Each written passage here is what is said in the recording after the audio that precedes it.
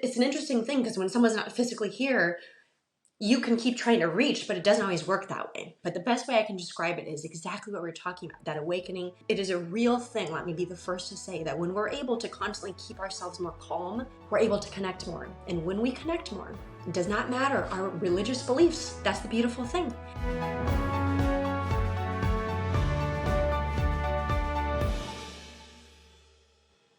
Hi, I'm Dr. Amy Robbins, and welcome to Life, Death, and the Space Between. I'm so excited for our conversation today and to welcome Dr. Jenelle Kim to the show. Today, Dr. Kim and I are going to talk about Myung Sung, the Korean art of living meditation, and how we can weave this art into our everyday lives without feeling like mindfulness is something that needs to be separate from our lives. Welcome, Dr. Kim. Thank you so much, Dr. Amy Robbins, for having me here. And you said it beautifully. That's exactly my wish and my practice. So I would love to start with you telling us, because this was fascinating to me, how the relationship with your father is what really grounds this book, and a bit about his relationship with his mentor and how he became enlightened at the age of 14. In the book, it's Master Bodhian. Like the master, for those in the Western culture who are not as familiar, is just a teacher, but it's almost like an expert, beyond an expert in that field. So to use that word master, which is used a lot more casually, if I can say, here in the West. In the East, that is a very powerful whole presence, understanding of that person's life, even when you say that word, which I don't usually even communicate that much, but I think it's important for us to know. Mm-hmm. So my relationship with my father was one of the most special and important parts of my entire life. What an interesting thing I have come to acknowledge in a whole other way, especially with the book coming out, how different it really is, that it is my father, but also my greatest mentor. I'm always grateful, as I am reminded, that this is something that I was born into. I recognize that that's not always the case, and I take that very seriously, which is one of the many reasons I feel compelled to continue to share what I have learned in my life. So my father was, on one hand, the best father you could ever possibly imagine, the most compassionate. He had a very powerful presence. My family, my little brother, my little sister, myself, anyone who knew him, he could walk into a space, a room, and I tell you, from miles away, people would stop. There was something about him. And he had a very strong, it could almost be intimidating because he had such a strong presence. But really, especially now that he's been gone 7.5 years now, one of the things, and it gives you a different perspective, I think what I remember the most about him was his compassion and his care and his humor. What an interesting thing. When he was on this earth, I don't know if humor would have been one of the things I would have shared with people, but that's part of the understanding of mindfulness and of Myung Sung living meditation, about being natural. And you just said that so beautifully, that mindfulness, meditation, awareness, all of these things that are really starting to come about, particularly in our society right now and around the world, are things that we think a lot about, right? And so I'll get to your question, of course, but something that's really been on my mind. But really, when it comes down to it, what he taught me, what his master taught him, is it really should be part of your life. It shouldn't be something stressful or something separate. So that is how I was raised, going back to my relationship with him, So it was, he was very traditional. I would have called it strict, but he would have said to me when I was young, as he did, I'm not just strict. And he was right, because there were a lot of things he would be very flexible about.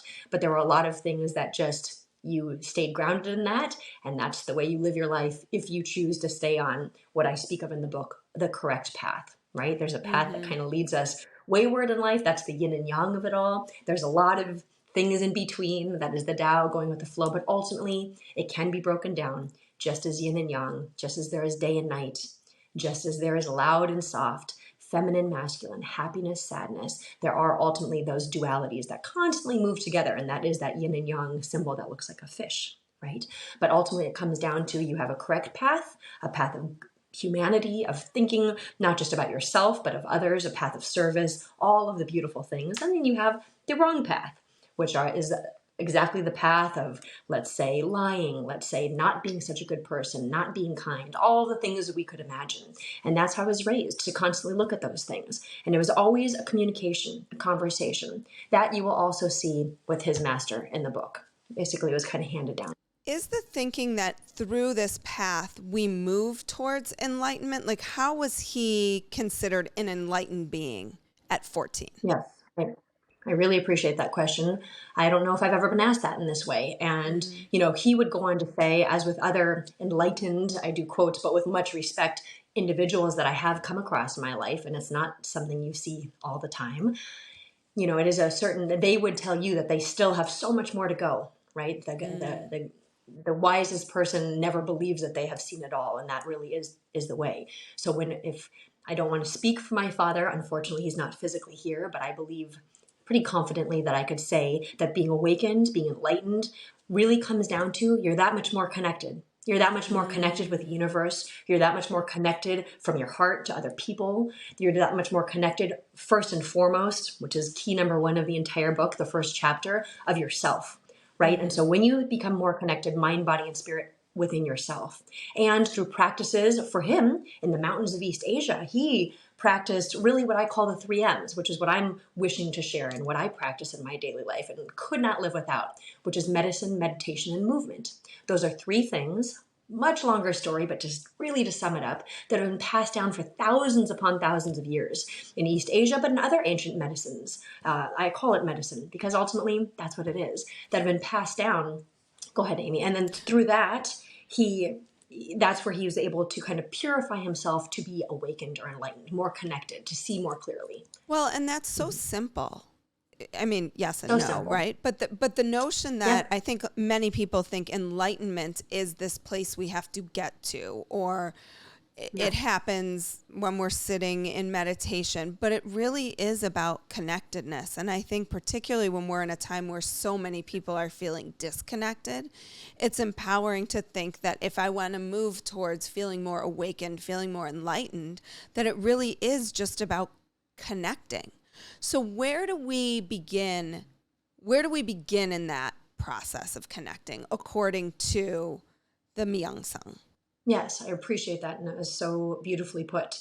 The process begins right this very moment, all the time. That's the thing, is oftentimes we wait. You said it beautifully, and that's something I really think of constantly on my own, and what I wish to share is that if you keep trying to figure it. When I was young, I used to get in trouble for figuring.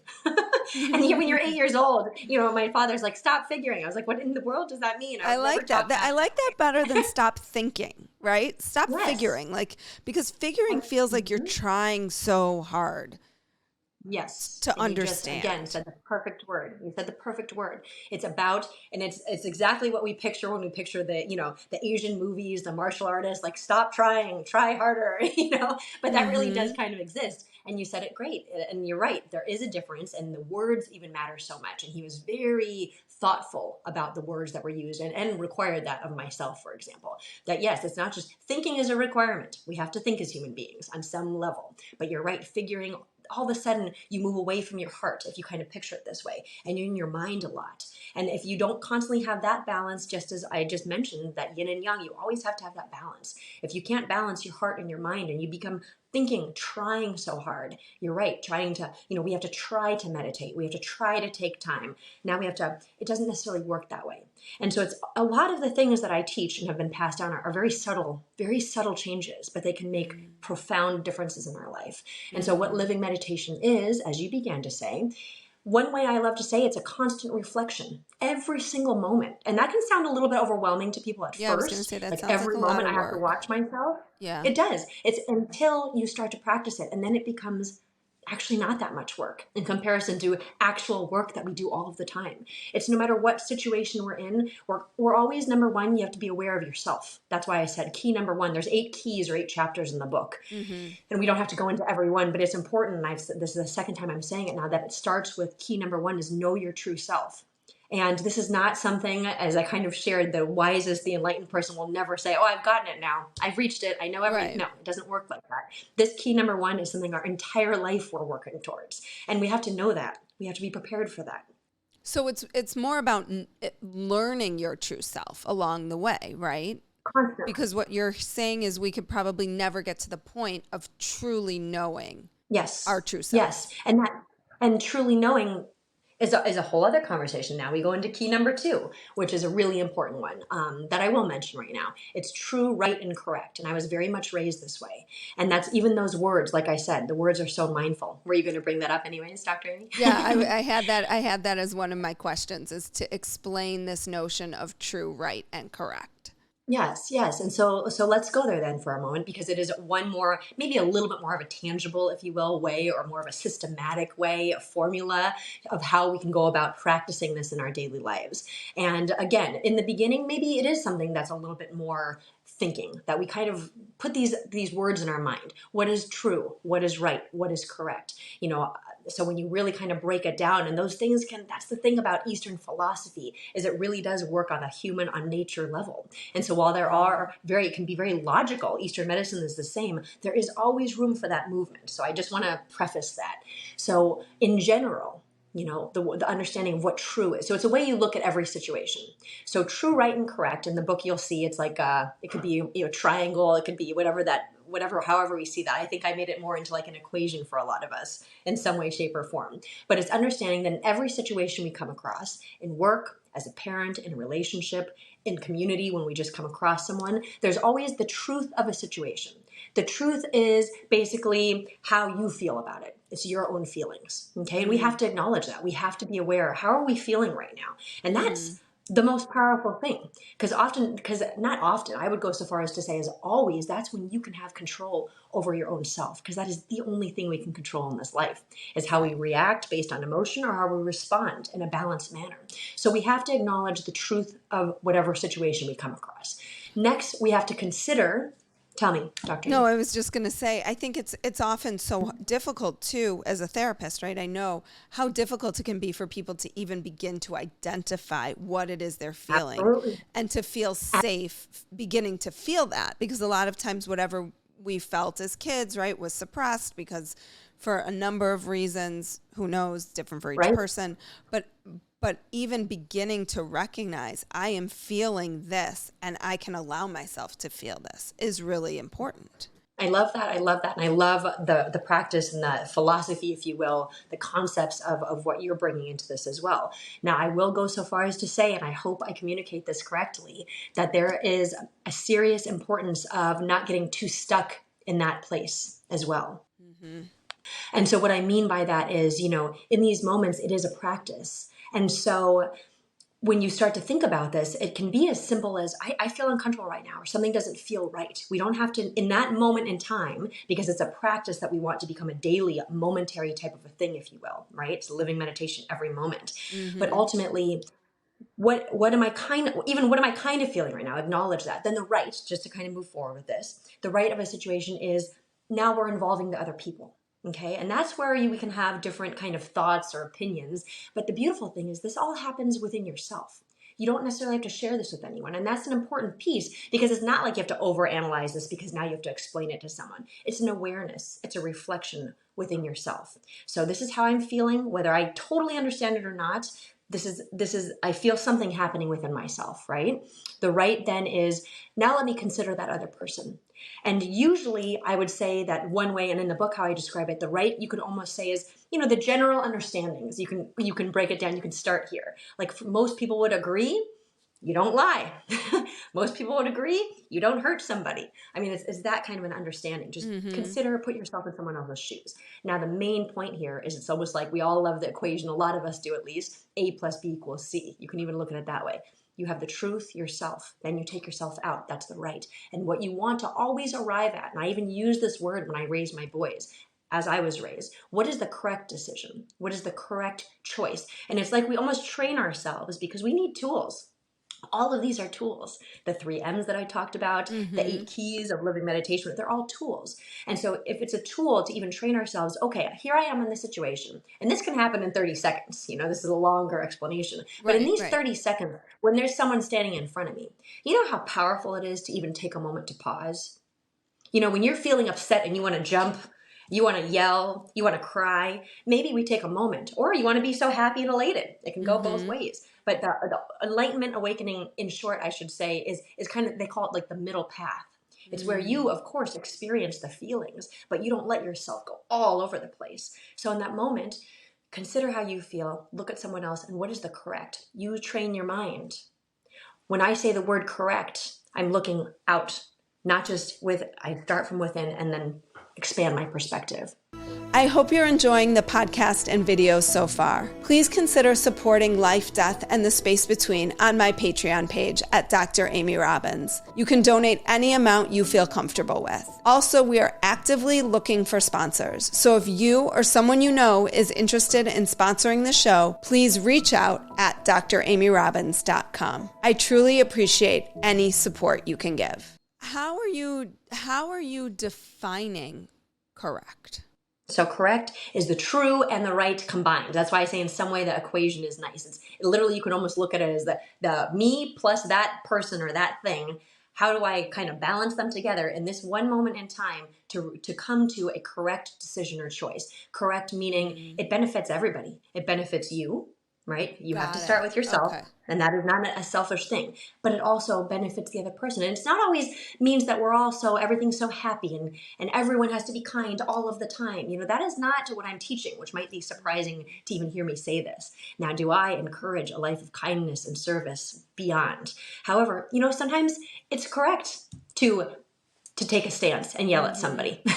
You know, when I'm a parent, there are times that I will yell at my children to wake them up, to make them aware of something before they get hurt, or someone's coming. You have to balance with the situation accordingly. And that's why it's such a hard thing to explain these philosophies that people have reached enlightenment to come down or awakening to try to explain to us. Because when you start to put them in words, we have to be so careful. And it is always changing. And sometimes that's hard for people. But so do you have an example of what true, right, correct would specifically look like in practice?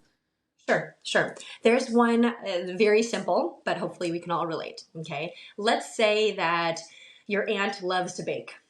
Okay. So she loves to cook and she is entering into a competition, a baking competition, let's say, you know, all these shows are popular.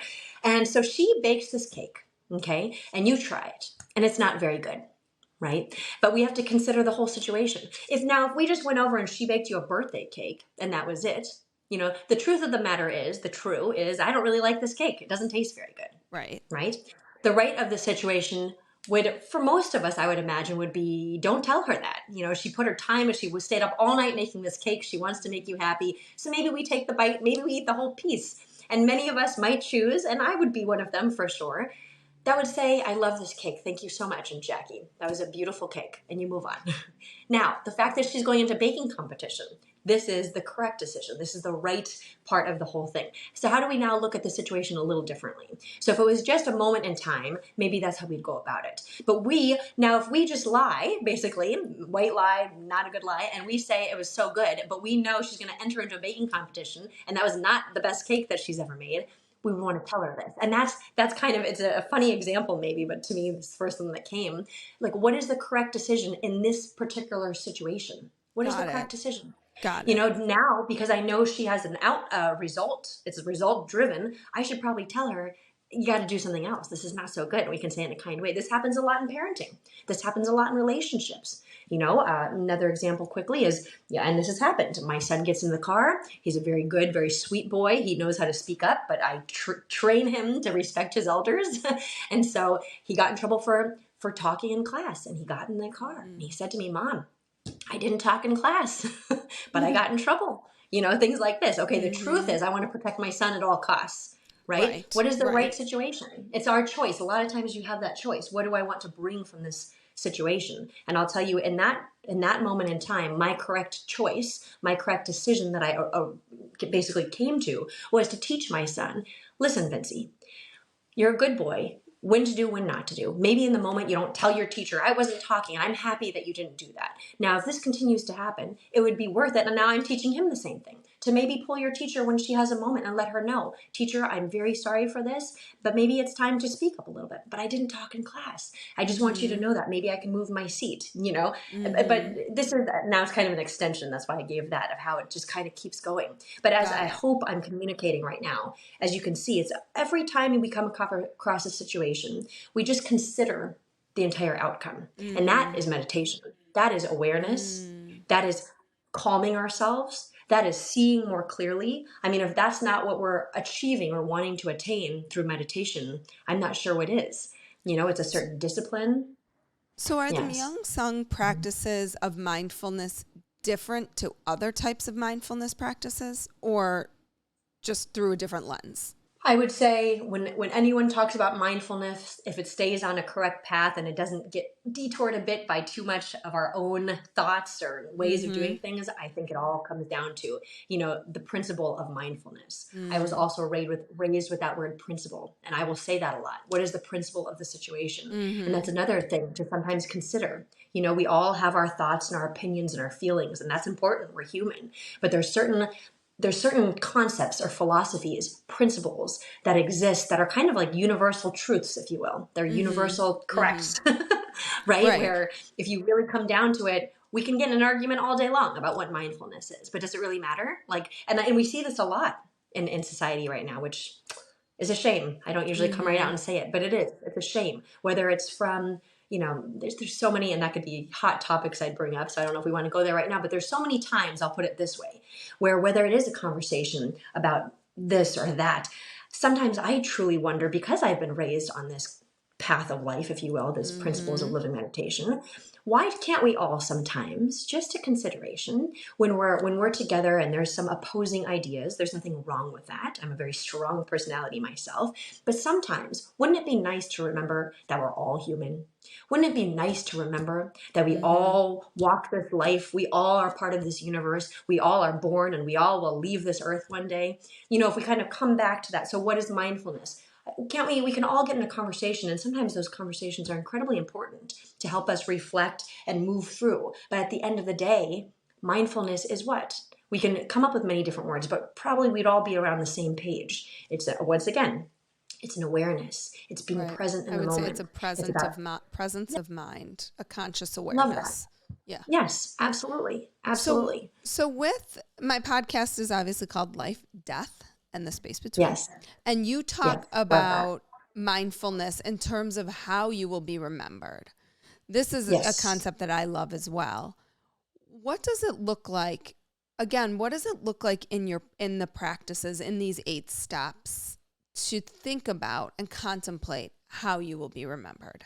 So incredibly important. And I love that that's one of the things that you love a lot about this practice of living meditation or the book. It is one of mine as well. And not everyone always stays there. There's some interesting ones, I know. People don't love to stay with the idea of death, right? And dying and what happens to us. And for me, that I always think is really the hub of what makes living worth living, is the notion that we're going to die. I absolutely love that. And let me start there then for this. The way I'm going to respond to this in this moment is, having lost my father, my everything, very unexpectedly, just gone, here and gone. And that is an interesting thing in of itself. We had a wonderful day. We were together. I mean, there's a whole long story about this, meaning even how everything lined up, that now I look back and just the way the pieces all lined up together are just unbelievable. The fact that I was even around during that time. So we were always together, but I was literally in the house when he passed. I mean, things like that, and he just, his heart stopped. That was it, and so it did. He was the healthiest human being you've ever met. I mean, with his practices of meditation, movement, medicine, we walk through a lot in life. We all do. And so in some way, shape, or form, the way I would say in more of a spiritual sense, if I may, versus even physical, because his physical condition, tell me. No. I was going to say absolutely. This is the meat and potatoes of what I love to hear. Yes. So what do you mean by spiritual versus physical? Yeah. So the spiritual aspect of it. So physically, I should just end with, I was 33 at the time, and he was healthier than most of my 30-year-old friends. I mean, that's what we have to understand. And that's what these practices do, right? The martial arts, the moving meditation, the medicine, so on and so forth. So I say spiritual as his daughter and him as my greatest teacher, that now 7.5 years later, I can look back, and even soon after, to be honest, Dr. Amy, I must say that actually one of the things that helped me the most in the state of complete shock, beyond grief, I don't even know what you call it, for my family and I, what in that moment, I'm processing and reflecting right now because it's been a minute since I thought about this, but actually one of the things that I think of now, but also in that moment, helped me to let go, and move forward. And we're more connected now. That can be another maybe answer in a second here than I'm I've ever curious felt about before, that as well. Yeah. physically here. But what I mean is, when I look back, I'll call it selfish, although I don't know if that's exactly the correct word, but selfishly, I want him here. I did not want him to leave. Are you kidding me? He was my everything, but very unselfishly, I'm happy that he was able to go, because our ultimate wish is, I would say, isn't it our ultimate wish that we live a very full life? And you were saying before that we leave something behind that we're remembered for. We leave something good on this earth. It can be small, it can be huge, something good that helps others in some way, shape, or form, right? And then without any pain or suffering, you're gone. I mean, there's no greater wish I could have for the person who I love the most in my entire life. On my end, it was horrific. I don't know what else to say, but having grown up, he was wonderful. We had many happy memories, but we also walked through a lot of challenging times. And so in some way, shape, or form, to see that my father was able to break from the cycle in Buddhism, and it's not just Buddhism, it's Taoism, it's ancient ways. They call it the cycle of suffering, which I don't say often because it feels really daunting. But there's a part of me that almost feels lately, here I'm just having a conversation with you, even though we're on this podcast, that I'm thinking more and more that I might want to start talking about that a little bit more. Having someone acknowledge, yes, on one hand, life is not a cycle, a whole thing of suffering. But on another, it is my firm belief that we walk into this life with many happy times, but many challenging times. And right now, more than ever, do I look around, and there's a lot more people suffering and going through challenging times than I can ever remember. And so maybe it's important to say this out loud. And I did see that with my father. Did he live a whole life of suffering? Absolutely not. He practiced these principles. You've never seen someone so natural and always happy and compassionate, and no matter what happened to him. But as his daughter, in conclusion, to have a moment, and it was about a week after that I was in my state of whatever you want to call it, and I said out loud, talking to him and God, because that's where I found my strength at the time, and I said, as much as I miss you and I cannot believe you're not here, I'm so happy that you can break free from this and keep moving, and we're still moving together. I do believe that if we want to call it heaven, wonderful. Another life, wonderful. He's somewhere better, that I know. How do you feel his presence now? I mean, how has have his lessons continued after his death? Yes. So, I don't know, these are not always even myself, right? Here I am crying on your podcast.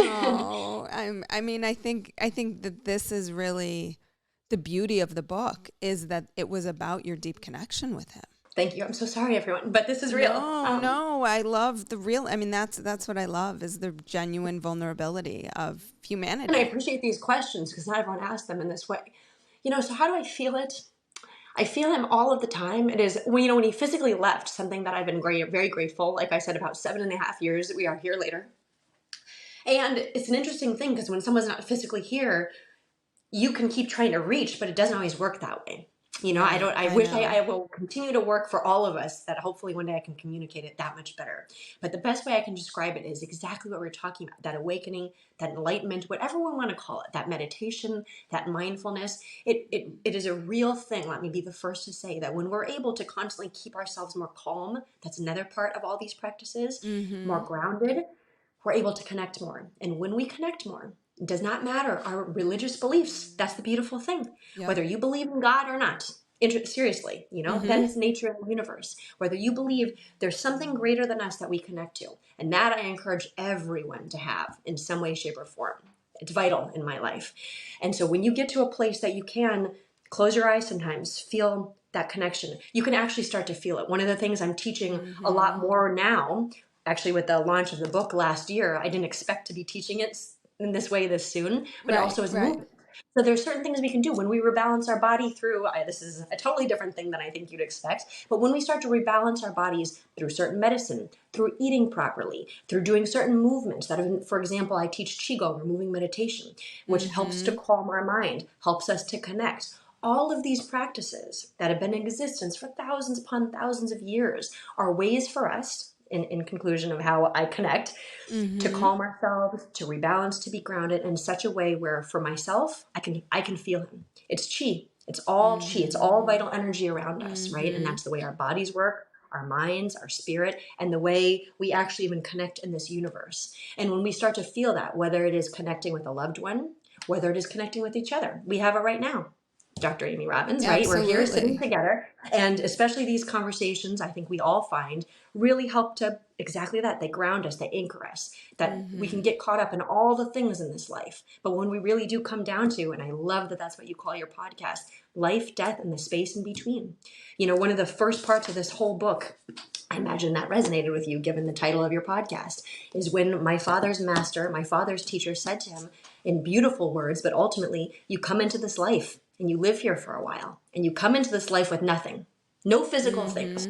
You stay here for a while and we do our thing. We live and that's okay, right? It's okay to have material things. Let me be the first to tell us this. But to what extent do you control those things or do you let them control you? To what extent are those physical things? To what extent is the stress in our lives? To what extent is the challenges that occur to us in life start to get us so off balance that we're no longer connected, that we get in this hamster wheel, this cycle of suffering, and we let time pass. And at 14, your father understood that. Yeah.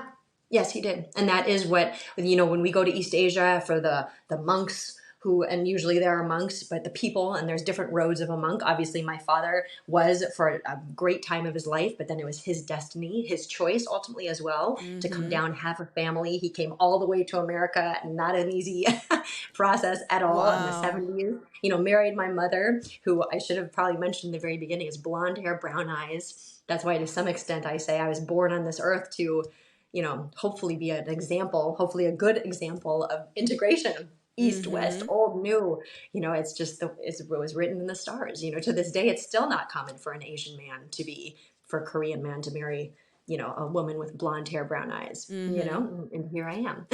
What does this look like in your, do you currently practice traditional Chinese medicine?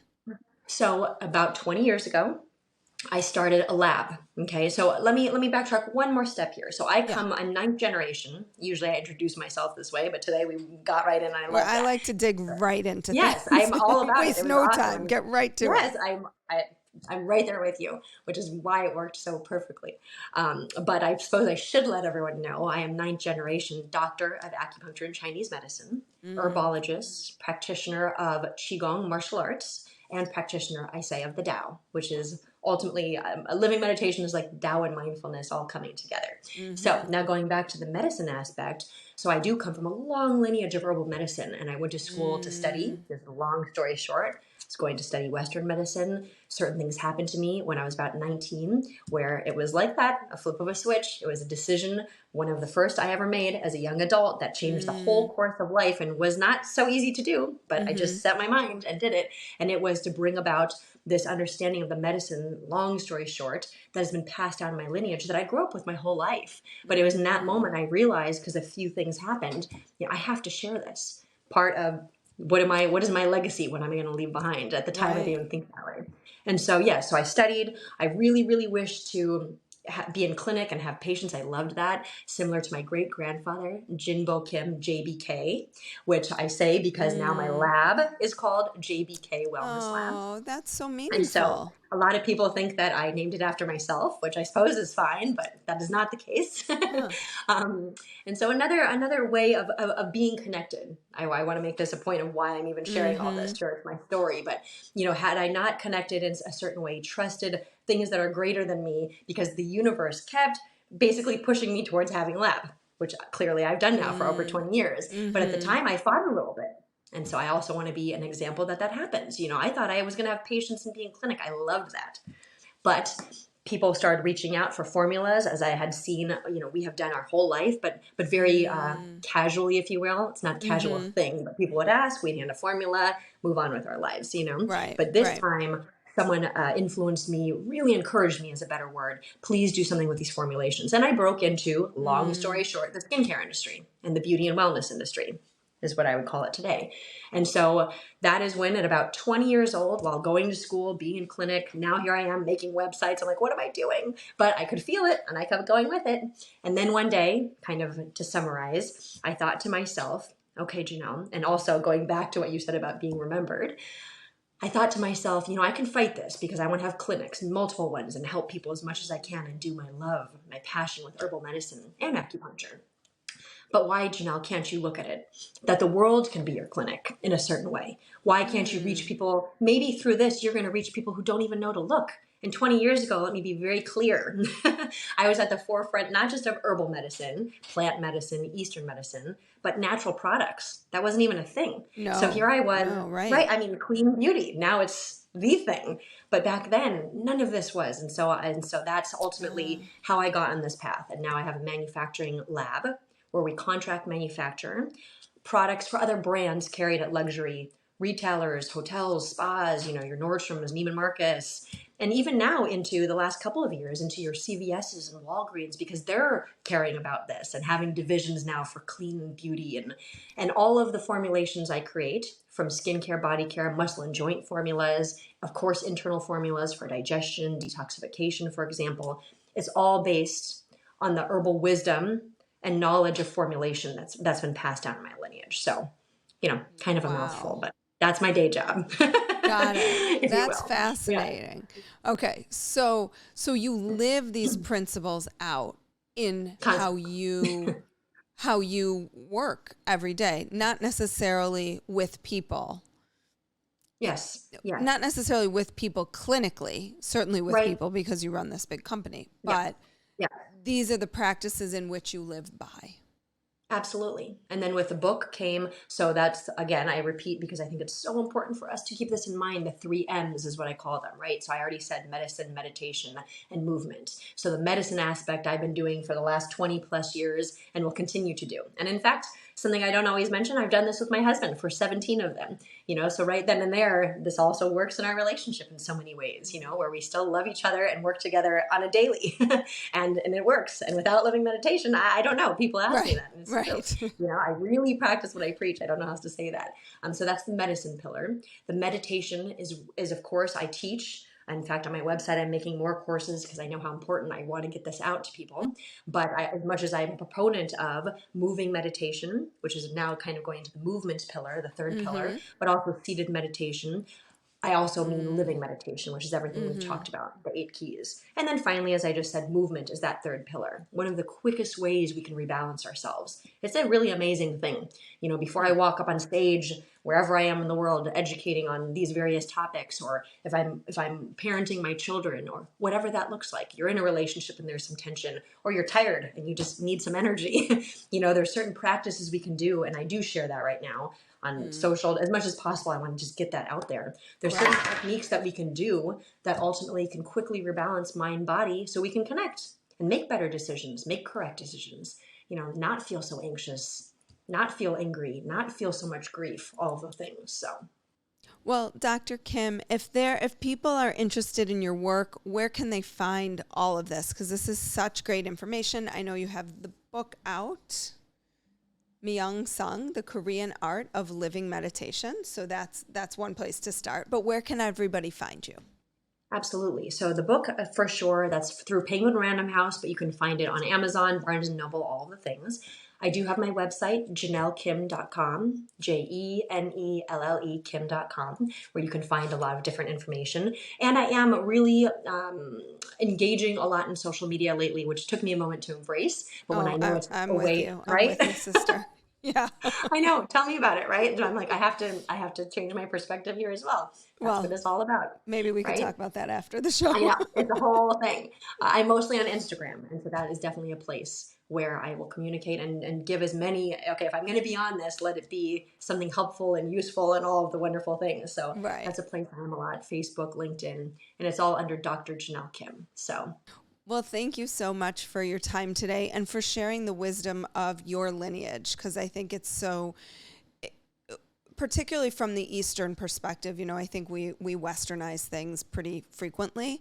And so when people have the experience of this information, this wisdom passed down from generation to generation to generation, that's really where this wisdom lives. So thank you for sharing your wisdom with us, your father's wisdom with us, your grandfather's wisdom with us, all the way down, and for sharing your father's story. I know it was emotional and probably not what you were expecting today, but I appreciate your vulnerability and openness and willingness to share that about him. So thank you. absolutely. My wish is that, in some way, shape, or form, it can even help one person, then I'm doing what I'm here to do. So thank you for this time together. I really enjoyed it, and I really appreciate Likewise. the questions and everything that you got out of me. That's good. Absolutely. Yes. Thank you. Like what you heard today and want to hear more? Wondering what comes next and what it all means? Head over to Apple Podcast, Spotify, Stitcher, Google Play, or anywhere you get your podcasts and hit subscribe. Also, if you could take a minute to rate and review my podcast, I would really appreciate it. Stay tuned as we continue to explore life, death, and the space between.